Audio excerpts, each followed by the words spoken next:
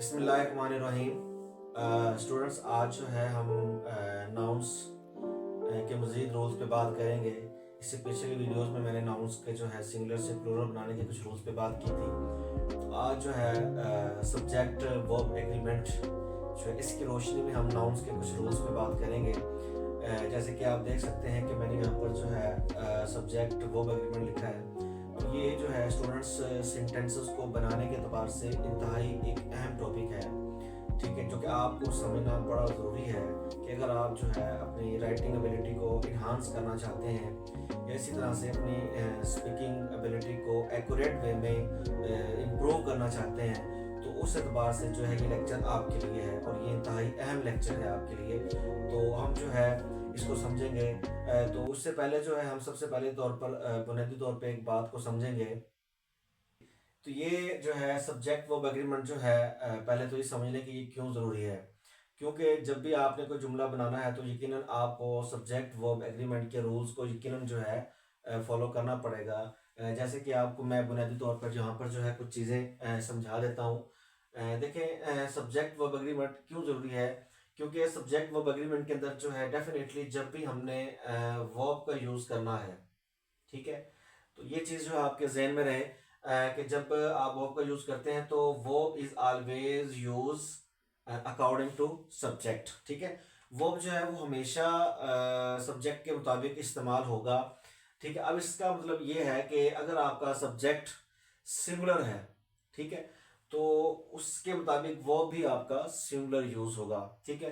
और इसी तरह से जो है अगर आपका सब्जेक्ट प्लूरल है तो आपका जो है बाद में आने वाला मेन वर्ब या आपका ऑक्सिलरी या हेल्पिंग वर्ब वो भी प्लूरल होगा। यानी कि अगर सब्जेक्ट सिंगुलर है, singular subject is proceeded by singular verb and plural subject is proceeded by plural verb. देखिए, बज़ाहिरन तो ये एक सिंपल सा रूल नजर आ रहा है, लेकिन अगर हम इसके बिहाइंड द सीन लॉजिक्स पे बात करें तो ये जो है इंटरनली अपने आप में एक बहुत ही कॉम्प्लिकेटेड रूल है। हाँ, लेकिन आपने इसको बहुत ज़्यादा कॉम्प्लिकेटेड समझ के जो है इसको बहुत ज़्यादा अपने सर पे नहीं सवार कर लेना। That's too much easy to understand, ठीक है।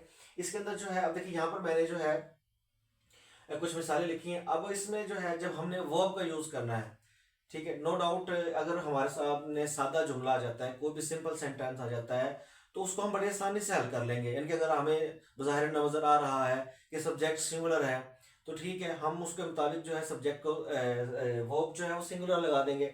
अगर आपका सब्जेक्ट प्लूरल है तो वो, लेकिन समटाइम ऐसा होता है कि कुछ अल्फाज इस तरह से होते हैं कि जो बज़ाहिरन जो है आपको सिंगुलर नज़र आ रहे होते हैं लेकिन हकीकतन वो प्लूरल होते हैं। लेकिन बाज़ औक़ात ऐसे अल्फाज होते हैं जो कि बज़ाहिरन प्लूरल नज़र आ रहे होते हैं लेकिन हकीकतन वो होते हैं वो सिंगुलर हैं, ठीक है। यानी कि कुछ अल्फाज जो हैं, कुछ नाउन ऐसे होते हैं जो देखने में आपको सिंगुलर लगेंगे लेकिन होते वो प्लूरल हैं। लेकिन कुछ आपको देखने में प्लूरल लगेंगे लेकिन होंगे वो सिंगुलर।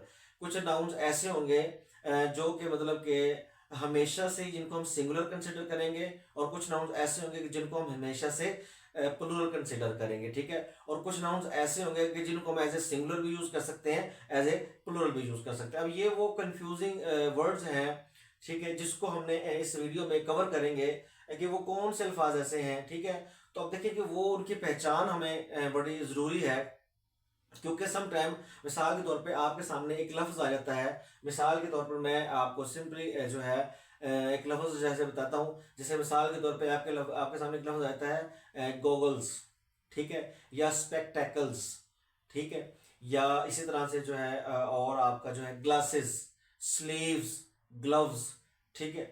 तो ये सॉक्स, अब ये वो अल्फाज हैं, ठीक है। ये दीज वर्ड्स जो मैंने आपके सामने कुछ अल्फाज का नाम लिया है, तो ये अल्फाज हमेशा प्लूरल रहेंगे, ठीक है। इसी तरह से यहाँ पर मैंने कुछ अल्फाज लिखे हैं, जैसे यहाँ पर दिया हुआ है कि कुछ अल्फाज जैसे furniture, information, homework, traffic, stationery, hair, jewellery, ठीक है। अब ये वो अल्फाज हैं कि these nouns are always remain singular, ठीक है। अब ये नाउन वो हैं, जैसे मैं आपको पहले बता रहा था कि ये वो नाउन है कि जो हमेशा सिंगुलर रहेंगे।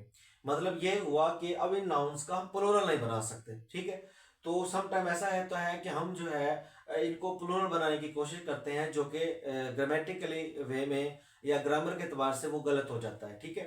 तो ये अल्फाज देखें, जैसे मैंने बताया कि हमेशा सिंगुलर रहेंगे, तो अल्टीमेटली इनके बाद आने वाला जो भी वर्ब होगा वो आपका हमेशा सिंगुलर इस्तेमाल होगा। जैसे मिसाल के तौर पर जो एक लफ्ज है फर्नीचर, तो फर्नीचर को हम फर्नीचर्स नहीं कह सकते, ठीक है। इसके बाद अगर आप एस लगाते हो so that will be considered wrong, means to say that ये जितने भी अल्फाज आपके सामने दिए गए हैं इनके बाद अगर आप एस लगा के इनको प्लूरल बनाने की कोशिश करेंगे तो ये आपके जो है ग्रामेटिकली रॉन्ग कंसीडर होंगे। अगर आप इनको प्लूरल बनाने की कोशिश करेंगे तो जाहिर सी बात है, क्योंकि ये हमेशा सिंगुलर रहते हैं, तो आप इनको प्लूरल बनाने की कोशिश करेंगे। और प्लूरल बनाने के लिए यकीनन आप, जैसे मैंने पीछे अपनी वीडियोस में प्लूरल बनाने के कुछ रूल्स आपको बताए थे, ठीक, बेशक आप उन रूल्स को भी देखते हुए इनको आप प्लूरल बना देते हैं एस के साथ, एस के इजाफे के साथ, या ई एस के इजाफे के साथ, आई ई एस या वी ई एस या एफ जो है किसी भी तरह से, मतलब कि इसको अगर आप प्लूरल बना देंगे और अल्टीमेटली जब इनको प्लूरल बना देंगे तो डेफिनेटली आपको वो भी प्लूरल के मुताबिक लगाना पड़ेगा और इस तरह से आपका जुमला गलत हो जाएगा। जैसे यहाँ पर जो है मिसाल के तौर पर मैंने एक जुमला सिर्फ मिसाल के तौर पर समझाने के एतबार से जो है एक जुमला लिखा है, ठीक है। जैसे मिसाल के तौर पर जो है यहाँ पर मैंने बताया था कि एक लफ्ज है स्टेशनरी, ठीक है। अब यहाँ पर देखिए कि आखिर में वाई आ रहा है, जैसे मैंने पहले वो रूल बताया था, अब उस रूल के मुताबिक यहाँ पर जो है स्टेशनरी कर दिया हमने, ठीक है। अब हमने इसको stationeries are used in office. अब ये जुमला बज़ाहिर तो आपको ठीक लग रहा है, लेकिन लॉजिकली ग्रामेटिकली जुमला आपका गलत हो जाएगा, क्योंकि इसके बाद एस लगा के जमा बनाना गलत होता है, ठीक है। तो स्टेशनरीज, जो stationery is always remain singular, so definitely after stationeries the verb will come, singular verb will come, that just like that stationaries के बाद डेफिनेटली जब इसको हमने प्लूरल बनाया तो verb भी आपका प्लूरल लगे, जो कि ग्रामेटिकली रॉन्ग हो गया। ये हमेशा सिंगुलर रहेगा, तो उसके बाद आने वाला जो verb होगा वो भी आपका सिंगुलर होगा जी। उसके बाद हम देखेंगे कुछ वर्ड्स ऐसे होते हैं कि some noun all always remain plural, यानी कि कुछ नाउन ऐसे होते हैं कि जो हमेशा से प्लूरल कंसिडर होंगे, यानी कि इनके बाद आने वाला जो भी वर्ब होगा वो आपका प्लूरल होगा। जैसे कि आप देख सकते हैं कि spectacles, stockings, treasures, trousers, shorts, socks, goggles, sleeves, gloves, scissors and the last one is that shoes, ठीक है। अब ये वर्ड्स हैं कि they can not be made singular, इनको सिंगुलर नहीं बनाया जा सकता, दे ऑलवेज रिमेन प्लूरल। तो अब जब इनके बाद वर्ब लगेगा तो हाँ अलबत्ता प्लूरल लगेगा, हाँ जब अगर हम जो है इनको प्लूरल, इनकी तादाद अगर हमारे पास ज्यादा हो, जैसे मिसाल के तौर पर जो है शूज, अब शूज जो है जस्ट लाइक दैट मैं कहता हूँ कि मेरे पास 4 जोड़े जूते हैं, तो इनकी तादाद को जाहिर करने के लिए जो है हम पेयर ऑफ का वर्ड, पेयर ऑफ वर्ड जो है, पेयर ऑफ का जो है आपकी जो ये फ्रेज है इसको हम यूज करेंगे just like that I have 3 pair of shoes. हाँ एक बात आपने ये भी ध्यान रखनी है कि पेयर के साथ आप एस नहीं लगाएंगे, जैसे मिसाल के तौर पे आप ये नहीं कहेंगे कि भी I have 3 pairs of shoes, so that will be considered wrong. तो आपने इसको पेयर ही लिखे रहने देना है, जैसे कि I have 3 pair of shoes. हाँ आप ये भी नहीं कह देना कि भी आई हैव 3 पेयर ऑफ शूजेस, ये भी आपका गलत हो जाएगा। I have 3 pairs of shoes, ये भी आपका गलत हो जाएगा। I have 3 pair of shoes, ठीक है। तो ये आपका, इसके बाद जो है आपने जैसे मिसाल के तौर पर आपने जहां देखे सबके सामने एस लगा हुआ है, तो ये जो जितने भी वर्ड्स हैं इनको हमेशा जो है इनके बाद आने वाला जो भी वर्ब होगा स्टूडेंट्स, वो आपका जो वर्ब होगा वो प्लूरल आएगा, हमेशा से इनके बाद जो वर्ब होगा वो प्लूरल हालत में आएगा, ठीक है। उसके बाद हम देखेंगे, अब जो है नेक्स्ट जो है देखेंगे कि देखिए some noun are looking like plural but singular, यानी कि कुछ नाउन जो है वो देखने के एतबार से आपको जो है वो प्लूरल लगेंगे। जैसे कि हमारे यहाँ कंसेप्ट यह भी मिल जाता है आमतौर पर कि आखिर में जो एस लगा होगा, जैसे भी इससे पहले वाला जो मैंने कॉन्सेप्ट पढ़ा था सबके सामने आखिर में एस आ रहा था, तो जिनको हमेशा हम प्लूरल कंसिडर करते हैं। तो आप देखेंगे कि जितने भी यहाँ पे अल्फाज लिखे हैं ऑलमोस्ट सबके लास्ट में आपको एस नजर आएगा, ठीक। अब ये जो अल्फाज जो हैं बज़ाहिरन आपको ये जितने भी सारे नाउन्स हैं बज़ाहिरन आपको ये प्लूरल नजर आएंगे, लेकिन ये सारे के सारे अल्फाज जो हैं बाय नेचर सिंगुलर होते हैं and they are always remain singular, ठीक है।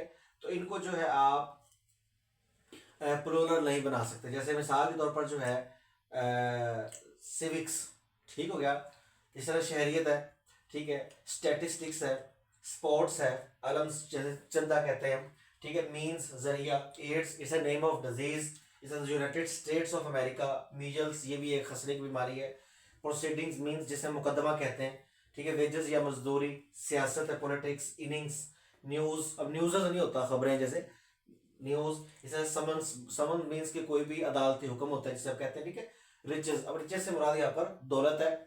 हाँ, ये स्टूडेंट्स ये वो अल्फाज हैं कि जो कि बज़ाहिरन आपको प्लूरल नजर आ रहे हैं लेकिन हकीकतन ये सिंगुलर, इसका मतलब ये हो गया कि इनके बाद आने वाला कोई भी आपका जो है जो वर्ब होगा, चाहे वो मेन वर्ब आ जाए या वो हेल्पिंग वर्ब आ जाए, वो आपका सिंगुलर होगा। प्लेस कम होने की वजह से जो है इसकी कुछ मिसालें जो हैं वो मैंने आपको अपनी स्क्रीन पे कुछ शो कर दी हैं।